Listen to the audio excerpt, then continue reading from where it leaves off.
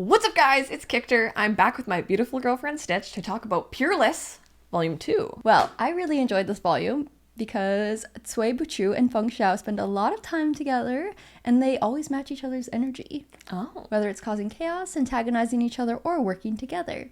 There's so many funny moments between them that I can't even cover them all, honestly. So it's definitely a series I'd recommend to anyone who enjoys a nice rivals to lovers slow burn. Oh, okay. How slow is the burn? It's pretty slow. They get into suggestive hijinks together. Love that. Which is kind of, it's kind of like splashing like a bucket of water on like a beached whale or something to keep ya going. But in terms of actual emotional intimacy, they're not really there yet. But slowly, there's maybe like some tests and trials to show that they do care for each other a little bit. They don't just want them to die. So I don't know, I'm invested. Our protagonists are preparing to make the journey to the western regions under false identities along with their wives, the devoted second-in-command Chao Xian, and Appa Kagan's wife/Gokturk envoy Jin Lian. Feng Xiao, of course, protests, saying he's far too handsome to be married to an older woman like Jin Lian, and demands to know if Cui Buchu fell for him at first sight. He's like, I'm so good looking. Come on, you have to have fallen in love with me. Oh my god. Like, at first sight, nonetheless. And believe it or not, Cui Buchu replies, I did. For Cui Buchu, Feng Xiao is so obviously handsome, there's no point denying his attractiveness, but he's just as quick to follow up with the comment about how Feng Xiao's personality is bad enough to make anyone give up their fantasies after one day. I love that. It's like, I'll admit you're hot, but you're awful. So basically, a little bit of a compliment, a little bit of a burn. Feng Xiao's not really sure how to take that. He's so gobsmacked by this half praise, half insult that he thinks about it for the rest of the day. I love that. He's inside his brain. He cannot stop thinking about him. Somehow it's giving Tamaharu. Yeah, I love that. Danmei Tamaharu. Ultimately, he decides it's surely a compliment and is pleased to think that Cui Buchu secretly has a thing for him. Because while Feng Xiao has a huge ego, he feels that he has finally found a worthy opponent in Cui Buchu's astounding intellect and resilience. He is special, he is interesting, he is a challenge. You can see a lot of similarities in the tumultuous relationship depicted in Thousand Autumns, which is by the same author. Mm-hmm. Right? So there's kind of this magnetic appeal that the other has. So even if it's not explicitly romantic, it's quickly developing into something. I just love that little interaction between them, though, where Feng Xiao is kind of taking him seriously when Cui Buchu is just kind of finding a way to insult him. I don't know. They're dorks. So, about the disguises. It's for the plot. So this takes an unexpected turn, with Feng Xiao being difficult about their disguises. Now, our protagonists are about to set off, having made their preparations and decided on the proper disguises, but there's just one problem. Feng Xiao's unearthly beauty is hard to mask, and his neurotic cleanliness means that he absolutely refuses to dirty up his hair and skin to look the part of a humble merchant. Rather than fighting him on this, Cui Buchu suggests an even easier solution. Simply dress as a woman instead. That way, Feng Xiao can be clean and beautiful while remaining disguised. Oh my god. Now, an ordinary man in this society would certainly equate femininity with degradation, but Feng Xiao is a feminist king. He finds misogyny vulgar and he finds misogyny vulgar and in his own worldview doesn't categorize people based on gender, but rather on whether they're useless or useful to him. So he wears the dress. Moreover, he fully embraces role-playing as Cui Buchu's wife even when they're completely alone. And they travel like this in confined quarters for half a month through sandy deserts as they arrive at the oasis city of Chimo. Oh my god.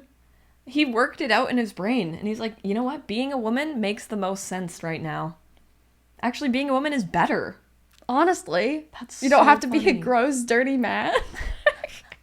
It's like they still had to, tone down his beauty to be an average woman. that's so But- funny. I don't know.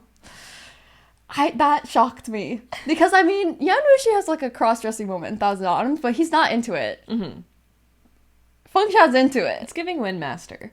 A little bit. Man or woman, I know I am drop dead gorgeous. Yes. That is Feng Xiao for sure. Would you like to guess how long he stays committed to this bit? I gotta say, I do remember, I think you said you're like halfway through the book and you're like, he's still a woman. Yes. I was shocked. I was like, okay, I've seen this bit before. It's gonna be funny for a hot second, and then we're gonna be back to normal, beautiful Danme men. Feng Xiao is dressed as a woman for the vast majority of this book, and he is, like, in character to everyone around them. So, this is incredible. I'm enjoying it immensely. We have that to look forward to. Just a normal inn for a normal party of travelers. That is Luigi's mansion. It is full of ghosts. Chimo is located in a distant part of the empire. The current Sui dynasty was only established 3 years ago and more or less neglected it despite being a significant trade link between the east and west. However, in the last year, an official county office was established in the city to reassert the emperor's authority there. Now there are 3 factions vying for power in the city. Gao Yi, the magistrate appointed by the emperor, Shing Mao, a descendant of the king whose people originally settled there 30 years ago from another kingdom, and Duan Chihu, a wealthy merchant who used to be a notorious bandit from the western regions. This arc will tell the story of how our protagonists unite the city and securely bring it under the nation's rule, all while they were supposed to be just passing through. The 4 arrive to find Shimo bustling with all kinds of people. At this time of year, all the reputable inns are packed full of travelers. Their hired guide first takes them to a shady establishment in Duan Chihu's territory, as he's secretly on commission to bring unsuspecting victims there. But they quickly realize it and threaten him to do his job correctly. There truly are few rooms to be had, however, so they're only able to find comfortable accommodation at Yangji Inn, which is rumored to be haunted after a dead body was discovered in its well about a year ago. Fortunately, our party isn't superstitious, and Feng Xiao's only concern is the cleanliness of the inn's dinnerware. He's like, forget ghosts, forget the well. Have you seen this fork? Ew. He aggravates Sui Buchu into buying him a new bowl and cutlery by loudly complaining that he can't satisfy his poor wife in bed. And also, did he mention that he's on his period right now? Stop. He's Oh like, my oh god. my god, husband, I know you're so sickly and ill, but, like, I do my best to satisfy you, and it's just not enough for me, so just saying. Oh my god. That's so funny. Also, I'm really suffering right now because it's that time of the month. Like, these are, like, taboo topics in public in any era of history. So it What works. is Sui Buchu's reaction to this? He doesn't really react to Feng Xiao doing anything. It's kind of his best saving grace at this point. But what I love about Sui Buchu is that he is willing to do a lot of things to shut him up and get him to be quiet. So while he doesn't get all flustered or anything, he is just like, okay, send someone to go get him a clean bowl at the market. I see. He doesn't care. He's like, any price it takes. Just stop being annoying. A perfect ship dynamic, right? That's funny. He also pestered Sui Buchu to pay extra for clean bedding in their room, which he also flatly agrees to just to shut him up. So it's working. He is a nagging wife, and it's working. Me, I effing hate cliches. Author, and so they hate each other, but there's only one bed. Also me, crying. Oh my god, they hate each other, but there's only one bed. And just saw a only one bed fic with the major character death warning. I guess that's one way to solve the problem. This bed ain't big enough for the both of us. Can you guess how many beds are in their room? Just one. Just one. Oh, good. But surprisingly, it's Feng Xiao who makes a big show of separating the bed down the middle with pillows. Oh, really? Yeah. Because Sui Buchu went to bed without bathing or changing, so he's practically disgusting. Oh my god. And Feng Xiao additionally keeps waking up Sui Buchu, whose frail body is simply exhausted, complaining that he's taking up too much room or that he's snoring and so on. He's just doing it on purpose at some point to annoy him. Yeah. And this man is like a breath away from collapsing. And he can't get a night's rest with him because they have to share a room because they are husband and wife. This is amazing. In the morning, the two of them cause a scene, with Feng Xiao complaining that his husband kept her up all night. Oh my god. And Sui Buchu accusing his wife of sleeping with every man in town. This is like downstairs in like the dining room of the inn. airing out their dirty laundry in front of Oh my god. like, I love this. Feng Xiao is being crazy, right? Yeah. He's like playing into this role in any possible way to humiliate Cui Buchu, and Cui Buchu is like willing to get on the same low level as him. Oh my god. This is crazy. It's like everyone is like side-eyeing them, like, oh my god, these two are a disaster. Yeah. But they're obviously married.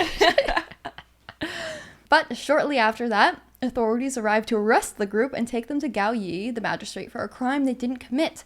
Their guide from the day beforehand was murdered in a fire, and because of their public argument, they are the primary suspects. To complicate things, the other victim of the arson was a trusted subordinate of Shing Mao, which means that now a very powerful man in the city wants to see our protagonists pay. Cui Buchu, always 2 steps ahead, has prepared a secondary fake identities and produces proof that he and his party are actually nobles from the kingdom of Kucha, giving them a sort of diplomatic buffer as they undergo this interrogation process. I see. Okay. So, the plot thickens. What will happen next? Threw some flour into that plot.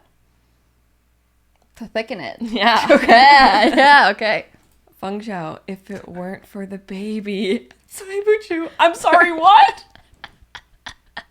Oh no. Cui Buchu is negotiating their situation as they're currently under arrest.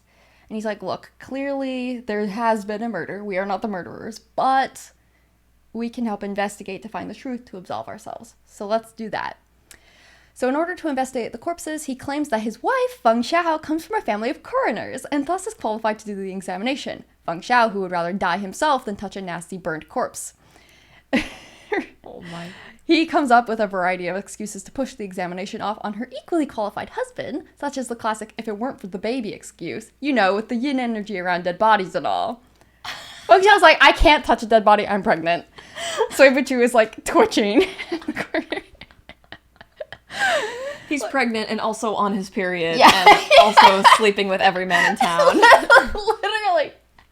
He does not give a single shit about keeping up their disguises in the least, just causing chaos. And like, again, Cui Buchu just put him on the spot to touch their bodies, knowing that Feng Xiao hates that sort of thing. Mm-hmm. Like, he's trying to tease him back. These two are just constantly jeopardizing their undercover missions just to tease each other. It's so good. So Cui Buchu does end up examining the bodies instead of Feng Xiao, his pregnant wife. And he proves that the bodies were murdered before the fire because their mouths show no signs of breathing in ash or smoke. I thought that was clever. Very smart. I really love, I don't watch a lot of, like, crime shows or anything. So this is kind of refreshing, kind of type of investigation to read about. And I really like how when Cui Buchu does, like, investigate a dead body and, like, reveal a discovery in, like, classic detective way to his audience, it's something that you can believe in and follow. Like, I'm like, yeah, that's, like, a real thing. It's not, like, some magical, oh, you can tell by the traces of chi on their body. It's, like, a real thing. Like, oh, their bodies did not inhale smoke. Therefore, they were dead before they were in the fire. Yeah. That makes sense. I love that. I love things making sense. And I also have a quote from Feng Xiao about his feminist ideology. After the investigation of the corpses, Feng Xiao goes around asking for clean water, and he washes his hands with soap a dozen times, and then he is trying to find a cosmetics shop to purchase, like, perfume sachets to rub on his hands. Like, he's really, really grossed out by even going near a dead body. He has some sort of cleanliness OCD or something, clearly. And during the scene, Chao Xian, who is Cui Buchu's, like, right-hand woman, couldn't resist taking a shot at him. Do you really fancy yourself a woman? And he responds, are you insulting yourself? Or Jin Lian? So he's like, you're, like, making fun of me for doing this, like, feminine thing, looking for a perfume.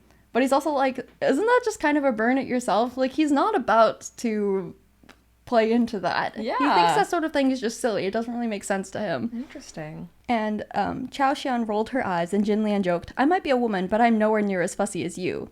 Between making myself happy and pretending to be happy for the benefit of others, I prefer the first, Feng Xiao said.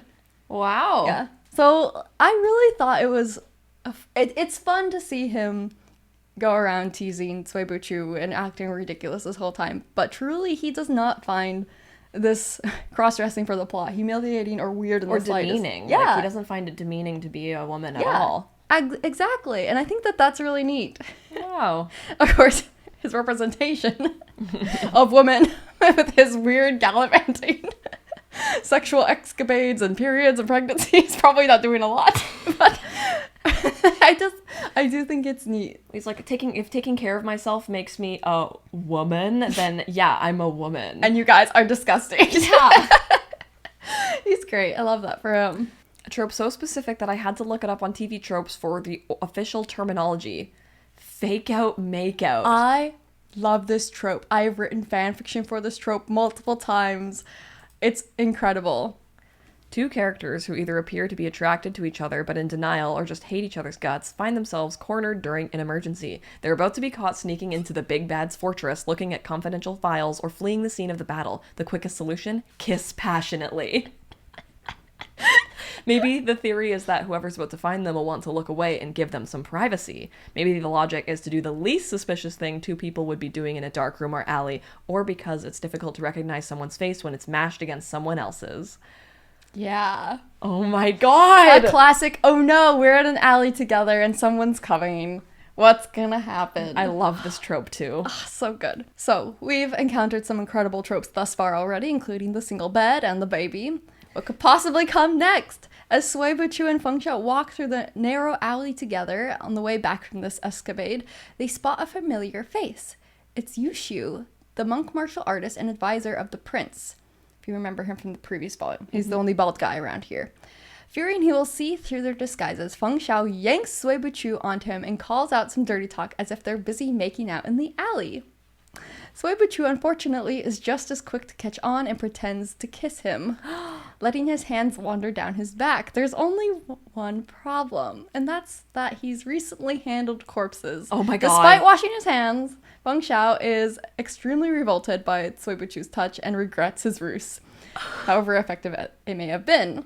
It's like, quick, get on me. Oh my god. Yeah, literally. Your corpsey hands, your corpsey hands. It's like, I wash my hands. He's like, not 12 times, though. Oh my god. Yeah, so that was pretty funny. Afterwards, they trail Yushu and overhear parts of his conversation with a man later revealed to be Xing Mao's third steward. Something about an upcoming banquet and wanting to ensure Duan Qihu's attendance. An assassination is surely being planned. You see, Xing Mao's mother is having a birthday celebration in a matter of days, a large affair arranged mostly by the third steward as part of his duties. One of the big questions on many people's minds is whether Duan Qihu will attend it, as the precarious power balance between the two has tentatively reached a civil degree since the magistrate's arrival. And this would be a great sign of the city's stability. Thankfully, our protagonists, being noble diplomats visiting the city, receive an invitation from Xiao Mao as well.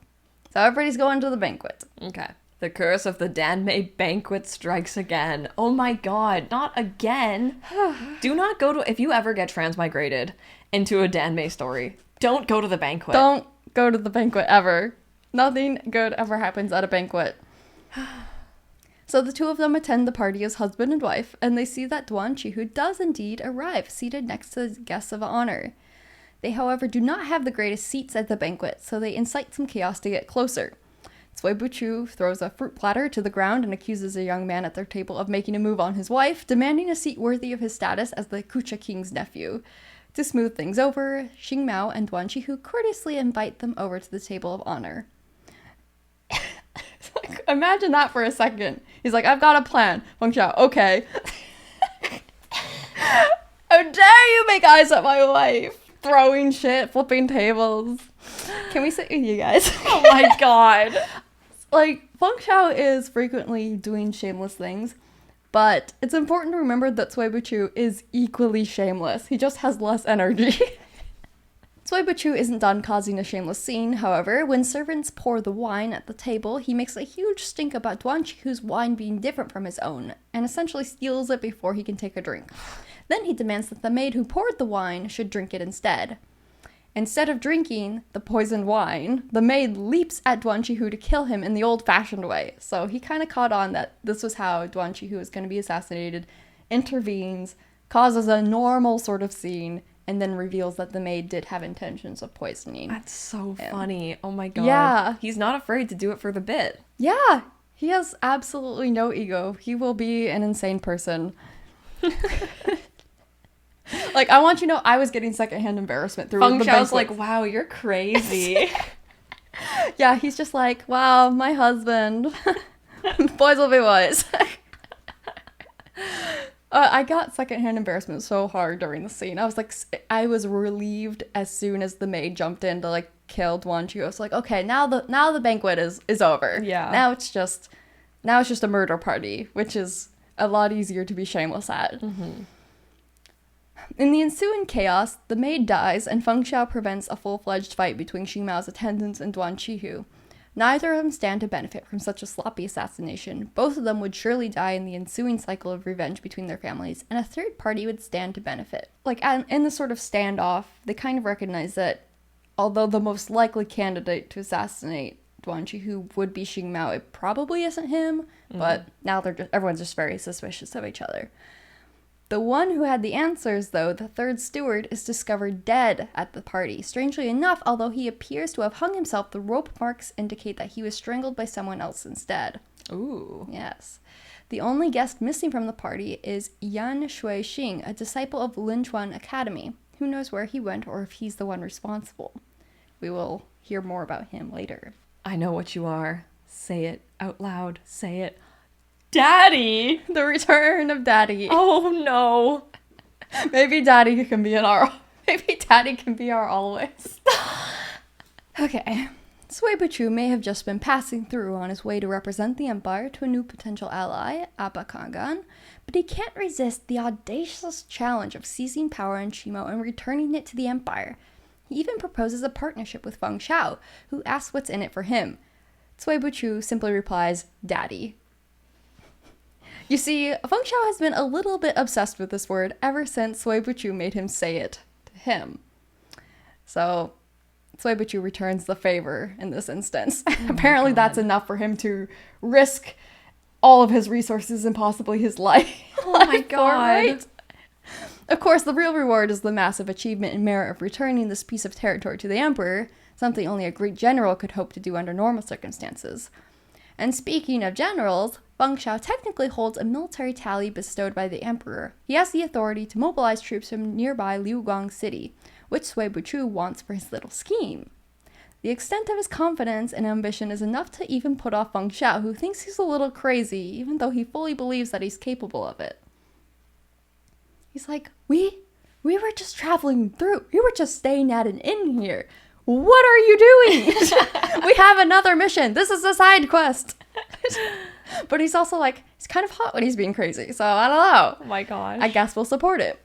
He did say daddy after all. Oh my god. Like, this cannot be a thing. Why is this still happening? How many more times are we going to hear daddy before they're done with it? Or will they ever be done with it? Will they eventually bang and say daddy? I don't know. Oh god. I'm stressed.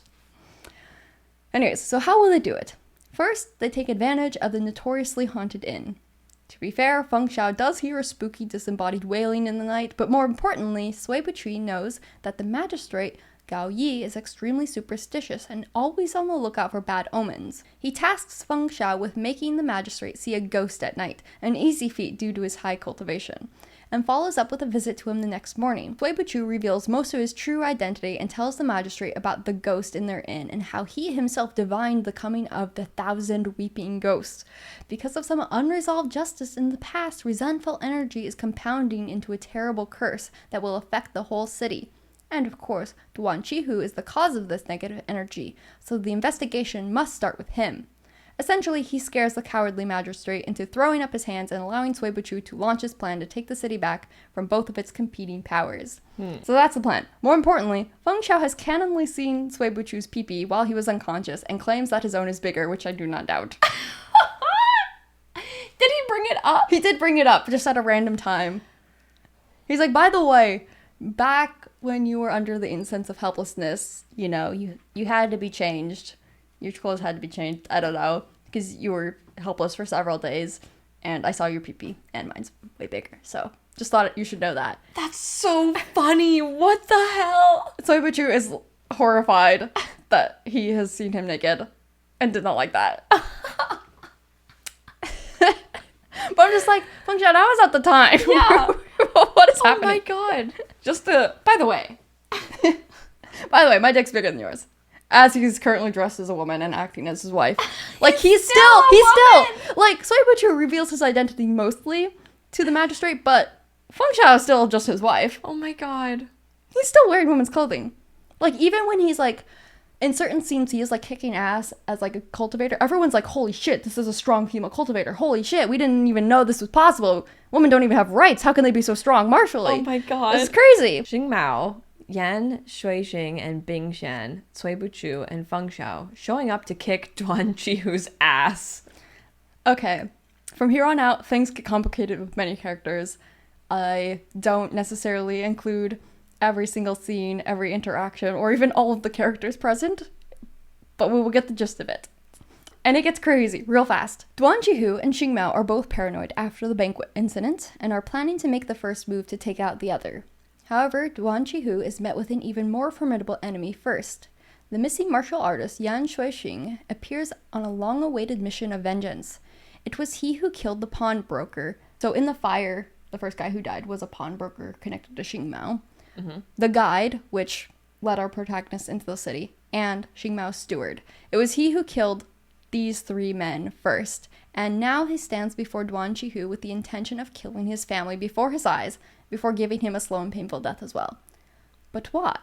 Feng Xiao and Cui Buchu arrive at the scene to find out just that. So at this point, this is where we get into kind of some really heavy trigger warnings about a backstory involving sexual assault. And so some people might want to skip this because it's really not important to know unless you're just interested in this guy's backstory. The important thing is that he has revenge to do. But 20 years ago, their family traveled through Chimo and were attacked by bandits. The parents were killed, but the children escaped to a hunter's cottage. Rather than protecting them, the hunter violated the sister in the worst way possible. Soon after, the bandits caught up and joined in, and finally a merchant passing by was invited by the bandits to do the same, and being a coward, he also assaulted the sister as well. Oh my god. So she died a horrible death, with like these three separate groups raping her. Wow. Yeah. And during this whole time, no one paid attention to the brother who escaped, who is now... He better, like, mega murder them back. Right. And, yeah.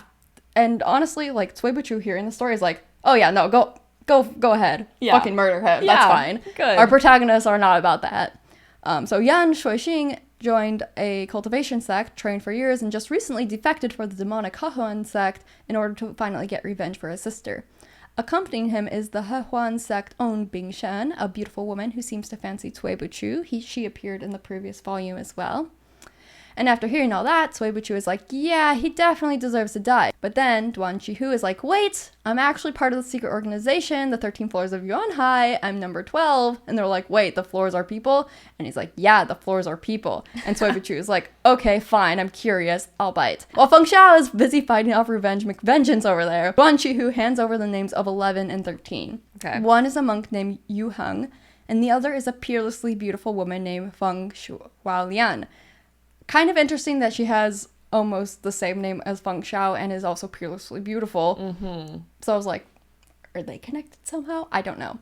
Yu Heng is actually the monk they previously mistook for Yuxia, since the two look quite similar, both being bald. So that kind of clears up that Yuxia has not been present during this arc. It's been Yu Heng, the other guy in the secret society. Mm-hmm. And Feng Xiao Lian has not appeared in this plot because she is supposed to be dead. She was a well-known beauty in the empire who became an official's concubine and died young, but apparently she's been living another life. Okay. Yes, so Duan Qihu is bartering for his life by giving this information, and Cui Buchu is definitely willing to let him live a little bit longer to get this very important information, but Yan Shuixing is not having any of it and trying to kill him, so Feng Xiao has to play devil's advocate. Xing Mao then shows up with a whole posse of strong martial artists to kill Duan Qihu himself. Feng Xiao and Yan Shuixing call a temporary truce to fight him instead. Although Feng Xiao is a powerful martial artist, he would be at a disadvantage against so many unknown foes. But thankfully, Cui Buchu is like a walking encyclopedia and identifies each and every one of them, including their fighting styles and weaknesses. Feng Xiao captures Xing Mao, but then the monk Yu Heng, who came along with Xing Mao, takes Cui Buchu hostage and reveals our protagonist's true identities. It is at this point that Feng Xiao finally breaks character as a woman. Wow. Only at this point.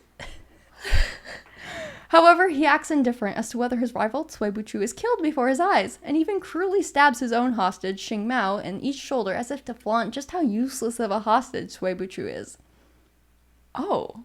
Yeah, like, go ahead, kill him. That was a little unexpected. Yeah. At that point, however, Yu Heng realizes that everyone around them has not reacted to this tense situation. The whole thing is a brilliant illusion cast by Feng Xiao. Oh. So even him having Cui Buchu hostage, like, turned into an illusion. Like, that's not real. Feng Xiao stabbing Xing Mao isn't real. And he's like, oh wait, shit, he got me. That's cool. So that explains why he was maybe willing to have Cui Buchu killed. Right. We love that. What will we find inside the secret passageways? A tiger? A BDSM room? Best friend locket? Or all of the above? A best friend? It's all the above, isn't it? Is all the above. Oh my god, what? So let's go into the secret passages. Cui Buchu is saved, but he immediately dashes off with his other protector, Bing Xian, after the escaping Duan Qihu, leaving Feng Xiao with the arrival of their reinforcements, the military from Liugong City, brought to Chimo by none other than Cui Buchu's right-hand girl, Qiao Xian. So as the chaos only grows more chaotic, he is escaping into the secret passageways underneath Duan Qihu's manor. Cui Buchu ends up separated from Bing Xian and wanders the secret passageways underneath the manor by himself. He nearly perishes in the jaws of a ravenous tiger when he is saved by a new character, Xiao Lu. Xiao Lu was previously a low-ranking official in the emperor's palace, but a notable swordsman.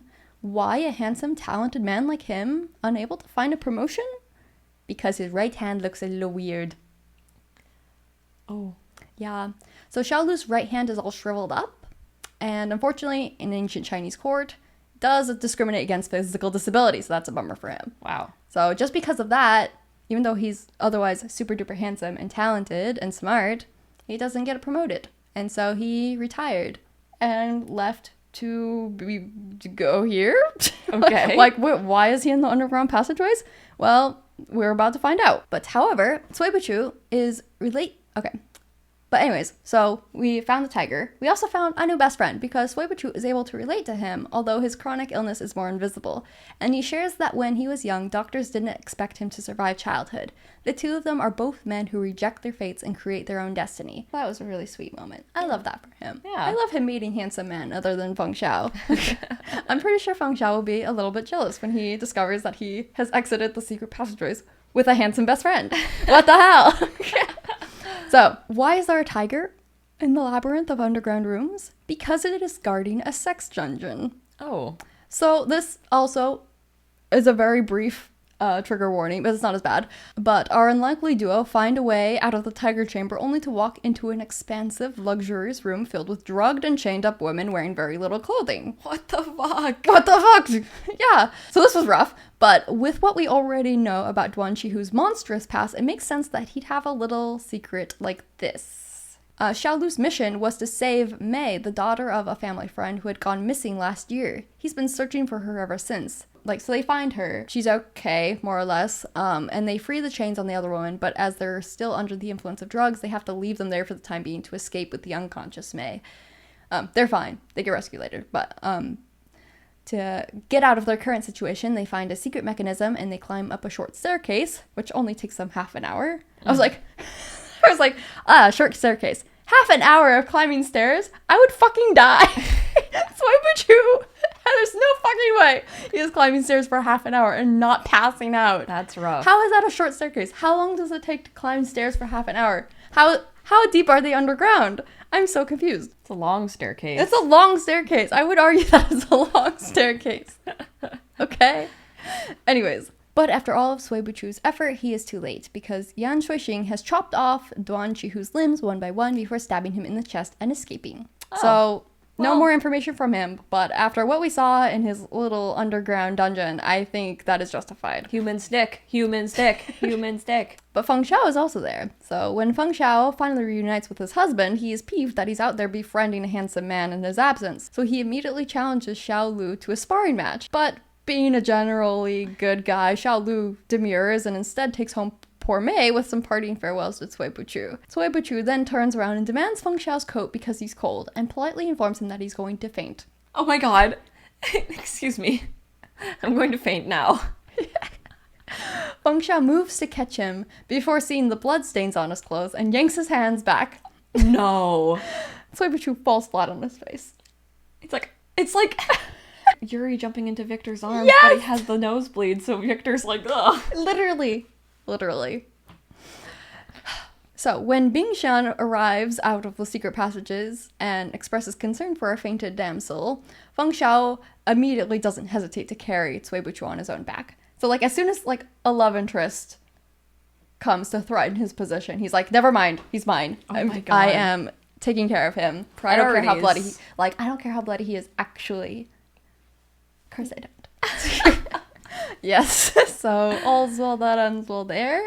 Sometimes you're so cute, I just want to make you stop breathing. Bro, what the fuck? The aftermath of all of this is that Cui Buchu accomplished his plan of seizing the city. The Duan family collapses and Shing Mao is captured alive, immediately handing over his wealth and submitting to the emperor for his family's pardon. This leaves Qimo securely in the hands of the empire. Unfortunately, their only lead to the 13 floors of Yunhai, the monk Yu Heng, is killed in prison by an unknown assassin. When Cui Buchu finally awakens, he sees that Feng Xiao has ditched his female disguise. So, again, even though his identity was revealed a little bit earlier, at this point in the book, it is the first time he is not wearing a dress. The first question he asks is why it feels like he has suffered a fall. He's like, excuse me, didn't I ask you to catch me because I was fainting? I feel a little bit bruised. That's funny. Then he exchanges information about a one-of-a-kind zither that can be used as a spiritual weapon for Feng Xiao's information from Yu Heng before he died. They still have to do this sort of quid pro quo exchange for literally any cooperation. And in the previous volume, we saw that Feng Xiao did use a zither to fight as a spiritual weapon, except in addition to playing music infused with qi, he also just bashes people over the head with it. And so the zither broke. So now he needs a super mega special zither that is incapable of breaking under such circumstances. He slides that information across the table. Feng Xiao tells him what Yu Heng said before he died in prison, which is that the 6th ranked member of the secret society is Go Un, the leader of the Buyo sect in Goguryeo, which is like Korea. Yeah. So we learned a little bit about that in the previous volume, but we haven't directly really interacted with any of those characters in that area. But now we know that this like most powerful cultivator over there is in the secret society. So that's a big piece of news. Together they go over the riddle that Cui Buchu uncovered in a letter on Duan Chihu's body. They suspect that it's a code that will lead them to a meeting of all members in the secret society. As Cui Buchu is busy cracking the code, Feng Xiao sees him in a moment of focus in which he looks beautiful with bright eyes and a soft smile. However, he's quickly reminded of his temper and can't imagine anyone falling for Cui Buchu seriously. Cui Buchu even falls asleep while studying the riddle, having taxed his mind and body to the limit during this arc. Feng Xiao can't resist touching his face, except his idea of teasing is to pinch his nose and cover his mouth, suffocating him in his sleep. He wakes up so bewildered and sleepy and confused that he looks cute. Oh my god. So oh my Feng god. Xiao is not likely to learn his lesson. Like, he doesn't know that Feng Xiao is suffocating in sleep. He's just like, what? What's happening? Instead of looking his usual cunning and deadly self, Feng Xiao's like, oh no, he's so cute when he's sleepy. Oh. So this arc has wrapped up, which leads us onto our actual mission. I love that. Let's move on. So, after all that, they finally proceed on their way to the Western Kaganate's capital in Suyab to meet Appa Kagan. To everyone's amazement, their journey is completely uneventful. Cui Buchu's job is to sway the Kagan to ally with the Sui Empire with the assistance of his concubine Jinlian, who, to be honest, might be more clever and ambitious than the Kagan himself. Appa Kagan's talent and intelligence is mid at best. He's a bit lustful and suspicious of others. However, when the Gokturks ride to meet them, they arrest the foreigners instead of escorting them with the respect due to an envoy. A complete switch-up compared to when she left with his express approval to bring them back. Jinlian is horrified that her careful diplomatic work could be foiled in one fell swoop, so she swears on her honor to fix the situation for her guests. Something must have happened in her absence. However, she doesn't return, and instead, another set of soldiers comes to take them away. Feng Xiao defeats them easily and takes the leader hostage so that they can finally gain audience with the Kagan. Jinlian stands beside him, masking a worried expression, and for good reason. The Gokturk's strongest martial artist, the man who was after Jinlian's life in the previous volume, has made himself at home in the Kagan's court. He has clearly bribed or intimidated Appa Kagang to his side against the Sui nation. Since physical power is clearly worth more than the voice of reason, Cui Buchu wastes no time sicking Feng Xiao on Foer. Between the two of them fighting and Xiao Xian taking care of the rabble, they quickly change the Kagan's mind. Suddenly, they're honored guests again, and everyone should get along, at least until the 8 Tribes Conference tomorrow, where an official martial arts competition will be held to show not only the physical strength of individual tribes, but their diplomatic weight as well. Appa Kagang gives them accommodation in a luxurious yurt, next to where Foer is staying, quite the sign that they still should get too comfortable. Although Jinlian did nothing to help them earlier, she's quick to arrive and explain the situation. During her absence, several things happened. First, before she left, she had personally selected and trained a group of female guards to protect the Kagan in her absence. One of them ended up being an assassin who claimed to have Han lineage. This sparked his paranoid nature towards both the Sui nation as well as Jinlian herself. Moreover, the Kagan's second son, Ade, whom he favors most, has it out to get her and likely spent a lot of time poisoning his father against her. Only due to the intervention of one of Appa Kagan's other wives, the mother of his eldest son, was she able to escape severe punishment.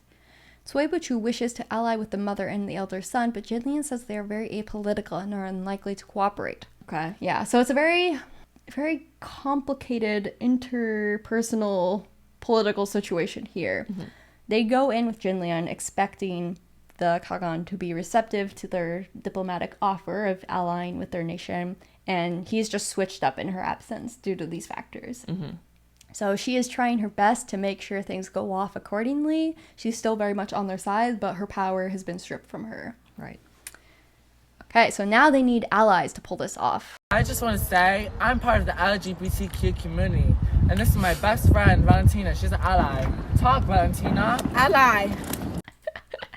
Allies indeed. This is extremely accurate, actually, because an ally in both senses of the word is needed. Mm-hmm. So they decide they need to find other allies. And very soon after this conversation, Cui Buchu and Feng Xiao are alone in the yurt, and an attendant of the first prince arrives to see to their comfort, and Cui Buchu suddenly commands Feng Xiao to rip open his clothes, climb on top of him, and molest him. Would you please? Pretty please. Feng Xiao cannot believe his ears. He can't even move. What? Cui Buchu has to even go so far as initiating the situation, and he pinches his own neck to leave false kiss marks. And Feng Xiao finally catches on and does, as he said, gets on top of him, and they start pretending to do whatever they're doing. Oh my god. And so the poor attendant, who has just arrived to be like, do you need any sheets, is getting a front row seat to this passionate vocal performance. So they're not actually kissing or anything. They're not. They're just being like, to. but they are saying some very, very dirty things. Oh my god. Yes. The attendant walks in on them and then is immediately yelled at by the embarrassed and angry Cui Buchu. Feng Xiao is not one to miss out on an opportunity for revenge, so he really puts his heart into acting as well, holding down the resistant Cui Buchu underneath him far more than he needed to for their little ruse. Until the shocked attendant finally hightails it out of there. What does this have to do with finding an ally? That is not Feng Xiao's first question or his first concern. Instead, he complains that their scene was very unrealistic. He would have no problem topping Cui Buchu, no matter how resistant he was. Next time, Cui Buchu should be the one on top, and he should be crying out, no, no, no. Oh my god. Right? He's like, if anyone should be resistant, it should be me. You would not be resisting me. Yeah. Oh my god. Oh my god. So why did they do this?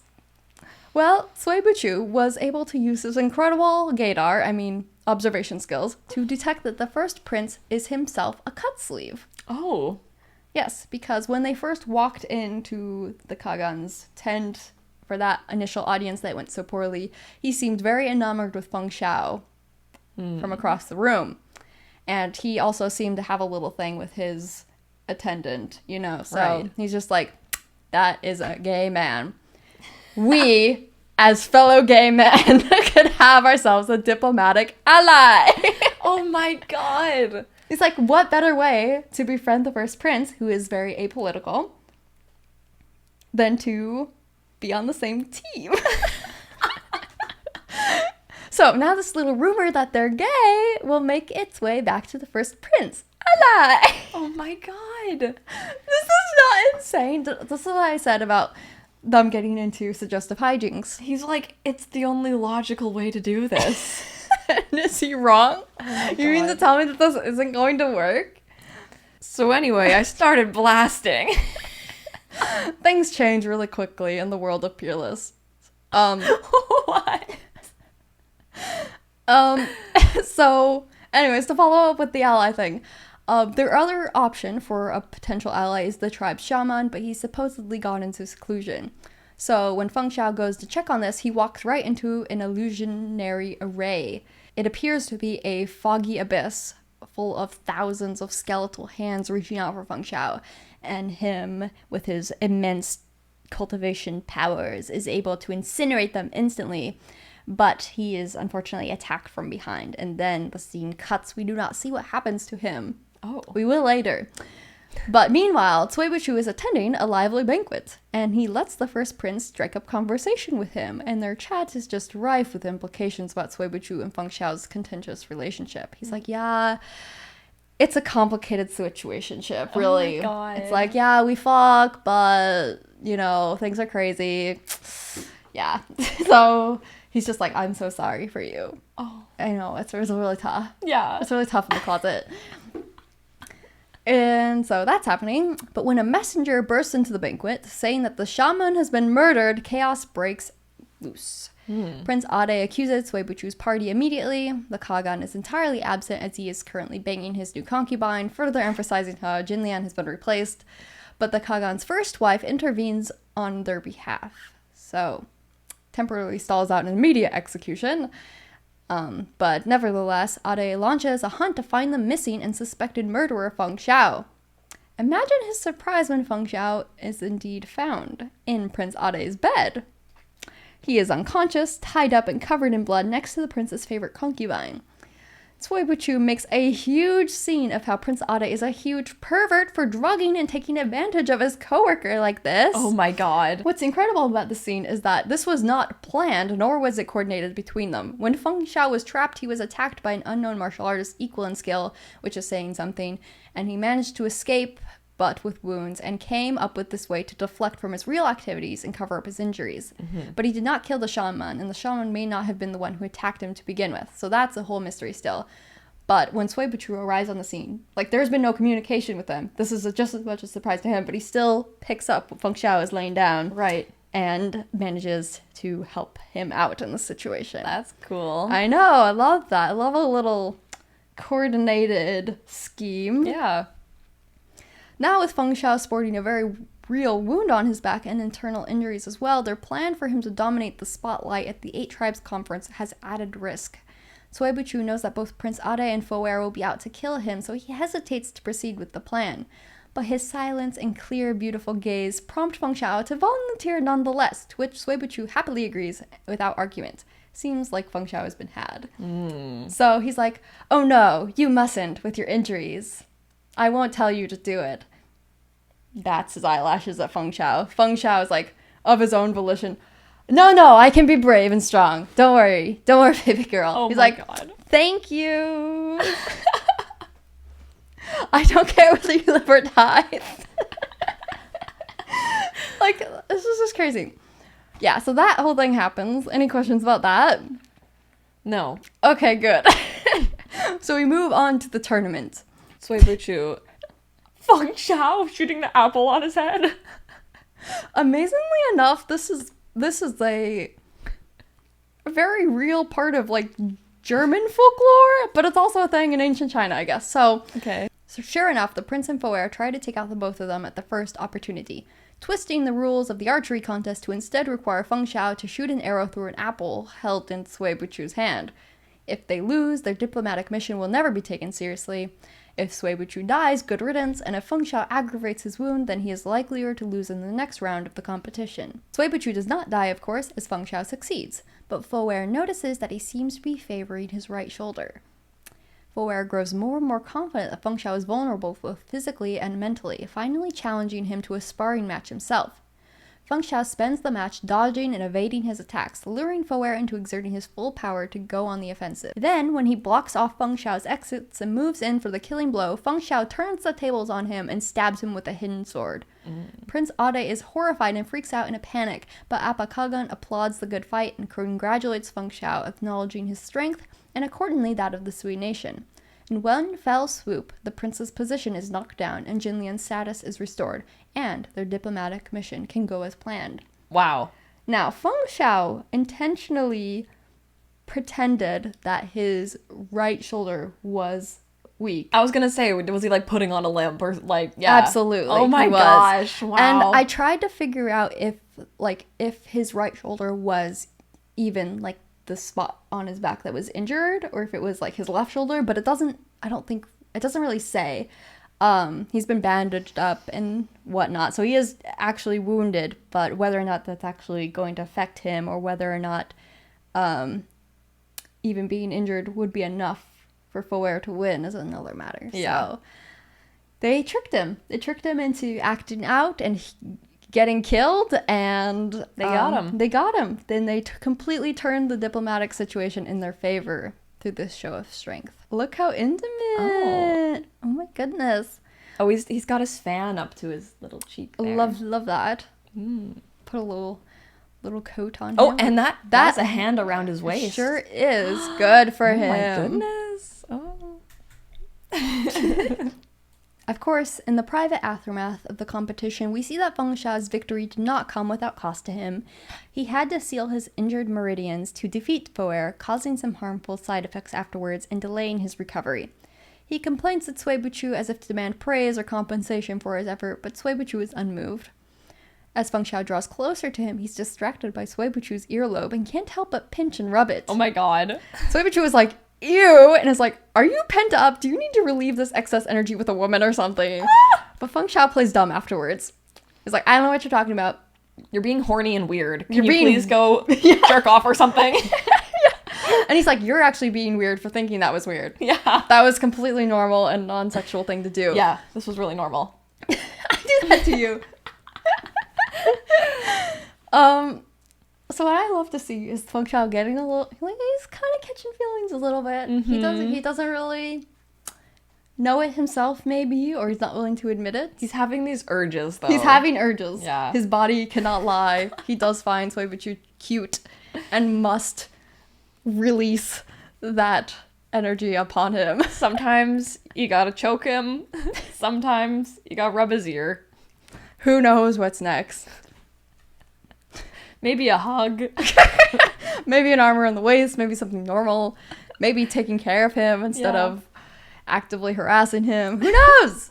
All's well that ends well. But during the celebratory banquet, always a good sign, in which Prince Ade is sulkily absent, a messenger bursts in to say that Prince Ade has been murdered in his yurt. There is a nail driven through his skull in such a technique that only a skilled martial artist could do so without alerting anyone. Of course, Feng Xiao is the only such martial artist around, and the shaman's death is still fresh in everyone's minds. It was obviously Nobara. Yes, clearly. The Jujutsu Kaisen crossover is nigh. The Kagan is enraged and is seconds away from ordering their deaths. Feng Xiao might have no problem escaping on his own, but the same would not go for Sui Buchu.